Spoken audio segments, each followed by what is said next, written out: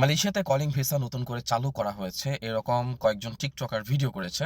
সেই ভিডিওগুলো যখন সবার মধ্যে ছড়িয়ে পড়ে তখন বেশ কয়েকজন আমাকে মেসেজ দিয়েছে যে, "শাফিন ভাই আসলেই কি মালয়েশিয়াতে পুনরায় কলিং ভিসা চালু হয়েছে?" না ভাই, মালয়েশিয়াতে কোনো রকম কোনো কলিং ভিসা চালু হয়নি।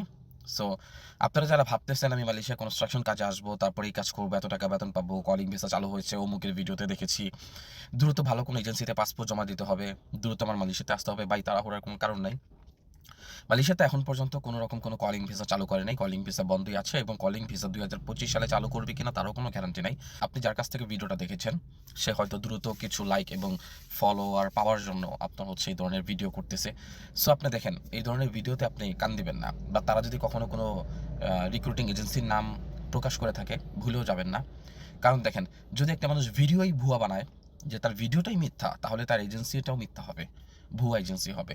আপনার পাসপোর্ট ভিসা আটকে রেখে টাকা পয়সা দাবি করতে পারে, এরকম সম্ভাবনা থাকতে পারে। একটা সময় দেখা যায় যে সত্যি সত্যি যদি কখনো কলিং ভিসা খুলে, তখন আপনি পাসপোর্টের অভাবে মালয়েশিয়াতে আসতে পারবেন না। কারণ আপনি যে এজেন্সির কাছে পাসপোর্ট জমা দিয়েছেন, সে কিন্তু আটকে রেখেছে।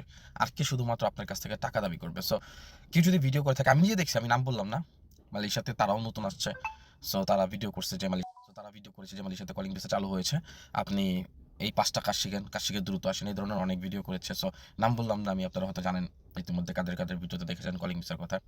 ভাই এই ধরনের কোনো ভিডিওতে বিশ্বাস করবেন না। এক কথায় কোনো রকম কলিং ভিসা খুলে নাই নতুন করে। যখন কলিং ভিসা খুলবে তখন অবশ্যই মালয়েশিয়ার পত্রিকা, টিভি চ্যানেলগুলোতেও দেখতে পারবেন এবং আমরাও অনেক প্রমাণ সহকারে ভিডিও করব যে হ্যাঁ, কলিং ভিসা খুলেছে।